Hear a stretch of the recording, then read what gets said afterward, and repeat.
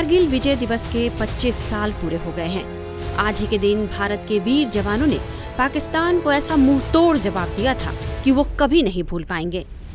कारगिल विजय दिवस उन शहीद नायकों की याद और सम्मान के तौर पर मनाया जाता है, जिन्होंने ऑपरेशन विजय को सफल बनाने के साथ साथ भारत की जीत के लिए अपनी जान की कुर्बानी भी दे दी।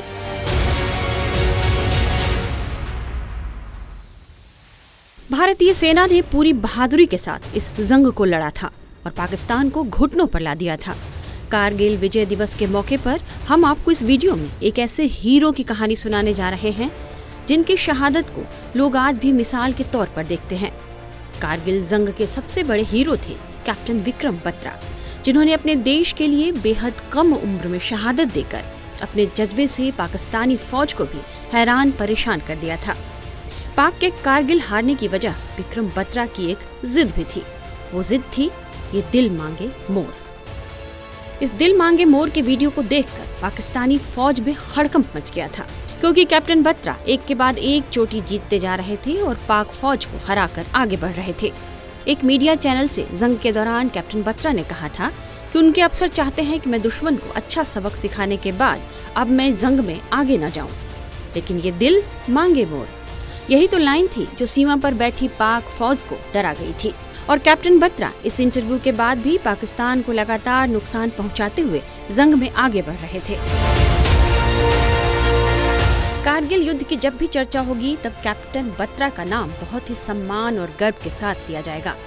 कैप्टन बत्रा ने चोटिल होने के बावजूद अपनी टीम का नेतृत्व करते हुए .5140 पर कब्जा किया।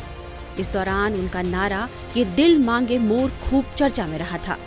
कारगिल युद्ध के दौरान दुश्मनों को भारतीय सरजमी से खदेड़ने के बाद कैप्टन विक्रम बत्रा ने यह शब्द कहे थे जो अब तक भारतीयों के कानों में गूंज रहे हैं। वे तब महज 24 साल के थे जब उन्होंने 1999 में कारगिल युद्ध के दौरान पाकिस्तानी सेना के खिलाफ लड़ाई में अपनी जान गंवा दी। 13 JK राइफल्स के कैप्टन विक्रम बत्रा का 5140 पॉइंट पर कब्जा करने के बाद अगला लक्ष्य 4875 पर कब्जा करना था। बत्रा 7 जुलाई 1999 में .487 के फतह के दौरान वीरता पूर्वक लड़ते हुए बलिदान हो गए।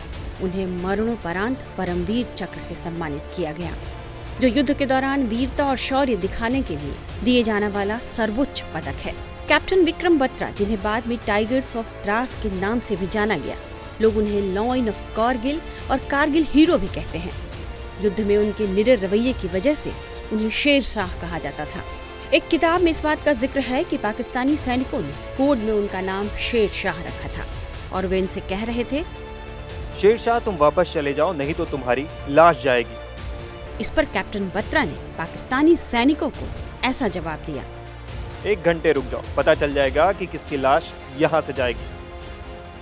5140 की चोटी रणनीतिक रूप से देश की सरहद के लिए कितना महत्व रखती थी, सैनिक होते हुए कैप्टन बत्रा अच्छी तरह इस बात को जानते थे। ऐसे में इस लड़ाई को जीतना बहुत जरूरी था और कैप्टन बत्रा ने इसे कर दिखाया था। डैडी आई हैव रिकैप्चर्ड, अब चिंता मत कीजिए, जो दुश्मनों ने हमारी 5140 चोटी कब्जा कर रखी थी उसको हमने फतेह कर लिया है। यह शब्द थे कैप्टन बत्रा के, जो उन्होंने अपने पिता से आखिरी बातचीत के दौरान कहे थे। 17 जून को पाकिस्तान के 7 जवानों को ढेर करने के बाद 5140 पर कब्जे के बाद बत्रा ने अपने माता पिता से आखिरी बातचीत की थी। बेटे की शहादत को याद करते हुए पिता GL बत्रा का गला रह रह कर रूंध जाता है, लेकिन उन्हें अपने बेटे की शहादत पर गर्व है और वे खुद को सौभाग्यशाली मानते हैं। कैप्टन बत्रा ने उनके घर में जन्म लिया। आज का दिन बड़ा गर्व का दिन है जी हमारे लिए। हमारे जवानों ने पाकिस्तान को मुंह तोड़ जवाब दिया। हमारी जो चोटियां उन्होंने कैप्चर कर रखी थी उनको रिकैप्चर किया। उनकी शहादत को हम सलाम करते हैं और मैं समझता हूं कि ये एक बड़ी अच्छा ट्रेडिशन है कि हम उनको याद करते हैं और इस दिन को सेलिब्रेट करते हैं। इससे हमारी युवा पीढ़ी में एक बड़ी प्रेरणा जाती है। ये 25 वर्ष का समय जो गुजरा है, ये मैं समझता हूँ कि हमें हमारे बेटे ने एलिवेट किया है और हम अपने आप को सौभाग्यशाली मानते हैं कि उन्होंने हमारे घर में जन्म लिया है। मैं समझता हूं कि ऐसे जो शूरवीर हैं, इनकी गाथाएं हमारा जो सिलेबस है सेकेंडरी स्कूल्स का, सीनियर सेकेंडरी का, अगर सोशल साइंसेज में इनको डाला जाए तो हमारे जो बच्चे हैं वो उससे प्रेरणा प्राप्त करेंगे। इसके साथ ही मैं समझता हूं कि ये जो वार थी, एक टफेस्ट वार थी, मैं समझता हूं कभी ऐसे वार हुई नहीं। तो इसका भी एक चैप्टर जो है, Kargil chapter, should be included in the syllabus of the secondary level. मैं अपने सभी देशवासियों को बधाई देता हूं आज के दिवस की, और मैं समझता हूं कि ये दिन हमारे लिए बड़ा गौरवशाली है, गर्व का दिन है। बेटे की शहादत को 25 साल हो गए हैं। उनके बिना जिंदगी कैसे कट रही है, इस बारे में जीएल बत्रा ने जो कहा, उसे भी सुनकर आपका दिल भर जाएगा। मैं श्रीमद् भागवत गीता में बहुत विश्वास करता हूँ। उसमें लॉर्ड कृष्ण ने अर्जुन को जो उपदेश दिए हैं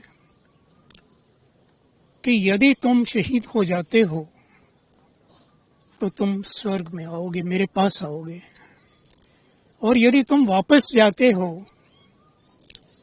तो तुम राजयोग का स्टेटस जो है उसको एंजॉय करोगे।